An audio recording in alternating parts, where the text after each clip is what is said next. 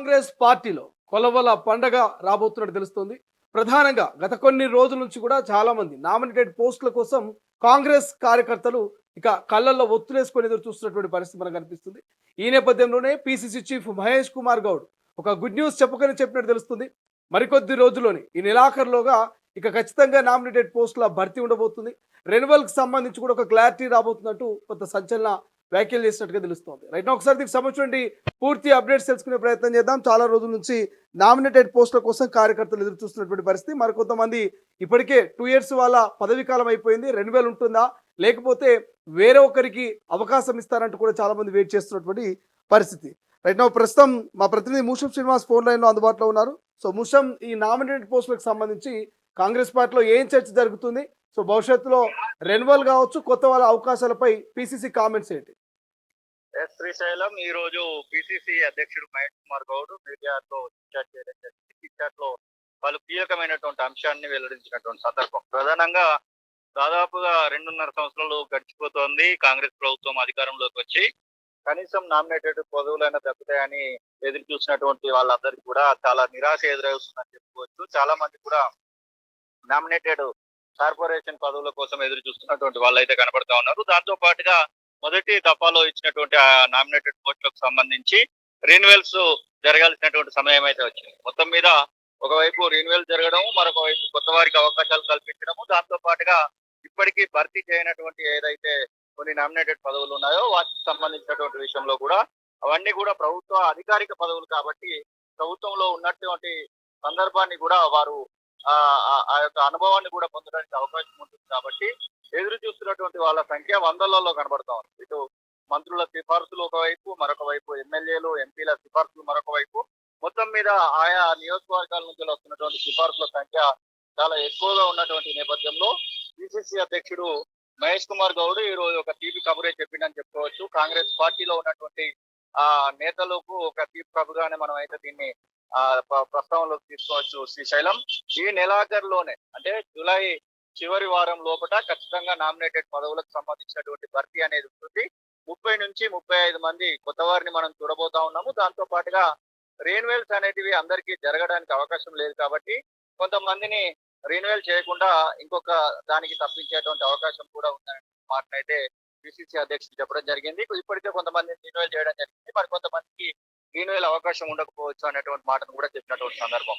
ఇది మొత్తానికి ఎదురు చూస్తున్నటువంటి వాళ్ళకి కళ్ళలో వత్తులు వేసుకుని ఎదుర్కొన్నటువంటి వాళ్ళకైతే జీవితం అవసరం చెప్పుకోవచ్చు. ఇప్పటికే ఉస్మానియా యూనివర్సిటీ నుంచి కూడా చాలా మంది ఆశావాహులు ఎదురు చూస్తా ఉన్నారు. ఉస్మానియా యూనివర్సిటీ జేఏసీలో అప్పుడు పనిచేసినటువంటి వాళ్ళు కూడా ఎదురు చూస్తున్నటువంటి వాళ్ళ సంఖ్య ఎక్కువగానే కనబడతా ఉంది. దాంతో పాటుగా ఉద్యమకారులకు సంబంధించినటువంటి విషయంలో తెలంగాణ ఉద్యమకారులకు కూడా కొన్ని అవకాశాలు ఇవ్వాలి అంటూ ఉద్యమకారులు కూడా కేకి కమిటీకి సిఫార్సులు చేస్తున్నటువంటి సందర్భాన్ని మనం చూస్తా ఉన్నాం. ప్రధానంగా మీరు అన్నట్టుగా గతంలో మొదటి విడతలో ఇటు ఉస్మానియా యూనివర్సిటీలో తెలంగాణ ఉద్యమంలో కీలకంగా పనిచేస్తున్నారు కావచ్చు, పార్టీకి సంబంధించిన కొంతమందికి కార్పొరేషన్ పదవులు కట్టబెట్టినట్టు తెలుస్తోంది.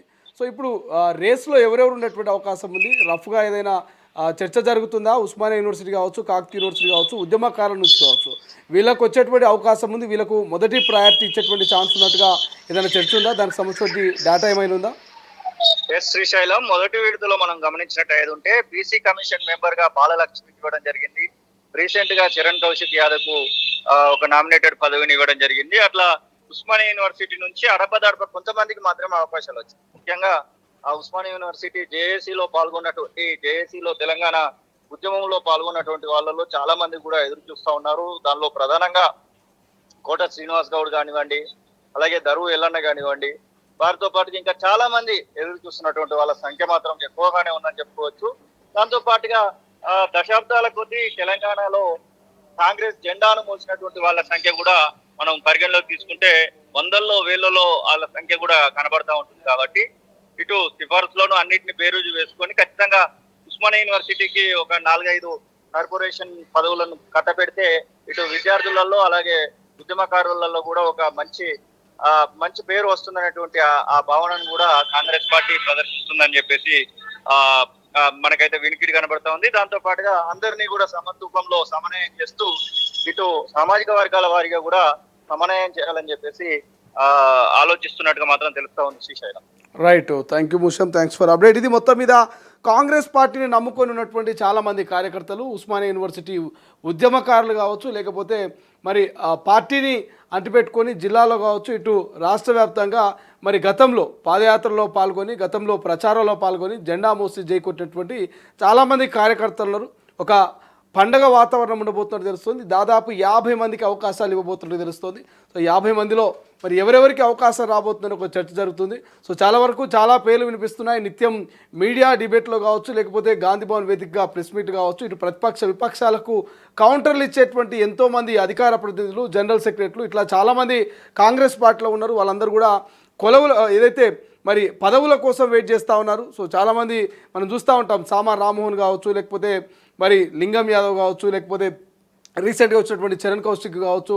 సో వీళ్ళందరికీ కొంతమందికి పదవులు వస్తూ ఉన్నాయి, నిత్యం మీడియాలో కనిపిస్తుంటారు. వీళ్ళందరికీ పదవులు వస్తానా, ఇంకొంతమందికి పదవులు రావాల్సి వస్తూ ఉన్నాయి. ఈ మధ్య కాలంలో మనం చూస్తూ ఉన్నాం, గజ్జలకాంతం కావచ్చు, లేకపోతే చెరగాని దయాకర్ కావచ్చు, ఇట్లా చాలామందికి మరి పార్టీని నమ్ముకున్నటువంటి వాళ్ళకు పదవుల కోసం వెయిట్ చేస్తూ ఉన్నారు. రానున్నటువంటి రోజుల్లో ఇటు రంగారెడ్డికి సంబంధించినటువంటి ఒక ఎమ్మెల్సీ ఖాళీ కాబోతా ఉంది, ఇటు నల్గొండకు సంబంధించినటువంటి ఒక ఎమ్మెల్సీ ఖాళీ కాబోతుంది, పట్టభద్రులకు సంబంధించినటువంటి ఎమ్మెల్సీ. సో వీటన్నిటిలోనూ అవకాశాలు రావాల్సిన అవసరం ఉందని కూడా వాళ్ళంతా ఇప్పటికే ఇటు పీసీసీని కలుస్తూ ఉన్నారు, అటు మీనాక్షి నటరాజుని కలుస్తూ ఉన్నారు.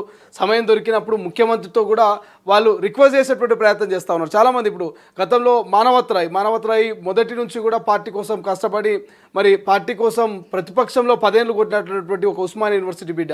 ఇట్లా చాలామంది నేతలంతా కూడా వెయిట్ చేస్తున్నారు ఈగర్లీ, ఎప్పుడు మా వంతు వస్తుంది, ఎప్పుడు మాకు పదవులు ఇస్తారు, మేము ఎప్పుడు మరి కష్టానికి ప్రతిఫలాన్ని మేము ఎప్పుడు దక్కించుకోబోతున్నామని కూడా చాలామంది వెయిట్ చేస్తూ ఉన్నారు. చూద్దాం మరి కాంగ్రెస్ పార్టీలో ఏ నేతకు ఈ అదృష్టం వరించబోతున్నది, ఎవరెవరికి రెన్యువల్ కాబోతుంది. ఇప్పటికే ఇటు మెట్టు సాయి కుమార్ కావచ్చు, లేకపోతే నాగారి ప్రీతం కావచ్చు, లేకపోతే నూతి శ్రీకాంత్ కావచ్చు, వీళ్ళందరూ కూడా ఇప్పటికీ మొదటి విడత కార్పొరేషన్ తీసుకున్నారు.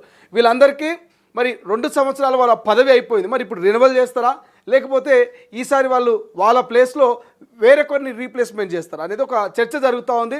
సో వీళ్ళందరూ కూడా కొంత పార్టీ నుంచి ఎటువంటి సిగ్నల్ రాబోతుందంటూ కూడా వెయిట్ చేస్తున్నటువంటి పరిస్థితి మనకు అనిపిస్తుంది. బట్ ఏదేమైనప్పటికీ కాంగ్రెస్లో నామినేటెడ్ పదవుల వ్యవహారం మాత్రం రాజకీయంగా మరొకసారి వేడెక్కింది. రాష్ట్రంలో 2 ఏళ్ల క్రితం నియమించిన కార్పొరేషన్ చైర్మన్ల పదవీ కాలం ముగియడంతో రెన్యువల్ కోసం పాత చైర్మన్లు తీవ్రంగా ప్రయత్నిస్తున్నట్లు తెలుస్తోంది. సో ఈ నేపథ్యంలోనే కాంగ్రెస్ ప్రభుత్వం అధికారంలోకి వచ్చిన తొలి నాళ్లలో 2024 జూలై 7న 37 రాష్ట్ర స్థాయి కార్పొరేషన్లు, ఫెడరేషన్లను చైర్మన్లు నియమించింది. వారి 2 ఏళ్ల పదవి కాలం జూలై 8, సో 2026తో పూర్తయింది. సో పదవులు ముగిసిన వారిలో తూర్పు జగ్గారెడ్డి భార్య నిర్మల, పటేల్ రమేష్ రెడ్డి, గురునాథ్ రెడ్డి, ఎం వీరయ్య తదితరులు తమకు మరొక అవకాశాలు ఇవ్వాల్సిందేనని పట్టుబడుతున్నట్టు తెలుస్తుంది. సో వారు ఢిల్లీ స్థాయిలో పైరావులు చేస్తున్నట్టుగా తెలుస్తుంది. కొందరు నేతలు, నాయకులు గాంధీ భవన్ చుట్టూ లాబింగ్ మొదలుపెట్టారు. సో వచ్చే అసెంబ్లీ ఎన్నికల వ్యూహంలో భాగంగా ఈ నియామకాలు ఉపయోగించుకోవాలనే ఆలోచనతో ముఖ్య నేతలు కూడా ఉన్నట్లు కొంత చర్చ జరుగుతోంది. అయితే పోస్టులను రెన్యువల్ చేసేందుకు సీఎం రేవంత్ రెడ్డి సుముఖంగా లేరనే పార్టీ వర్గాలు అంటున్నాయి. పాత చైర్మన్ల పనితీరుపై నివేదిక తెప్పించుకొని సీఎం రెన్యువల్కు అర్హులైన వారి సంఖ్యను సింగిల్ డిజిట్కు పరిమితం చేయనట్టుగా తెలిసింది. సో మిగతా అవి రెన్యువల్ అవసరం లేదనే ఆలోచనతో ఉన్నట్టు తెలుస్తుంది. సో ప్రస్తుతం ఖాళీ అయిన వాటితో పాటు ఇప్పటి వరకు భర్తీ చేయనివి కలిపి మొత్తం 50కి పైగా పదవులు ఖాళీగా ఉన్నాయి.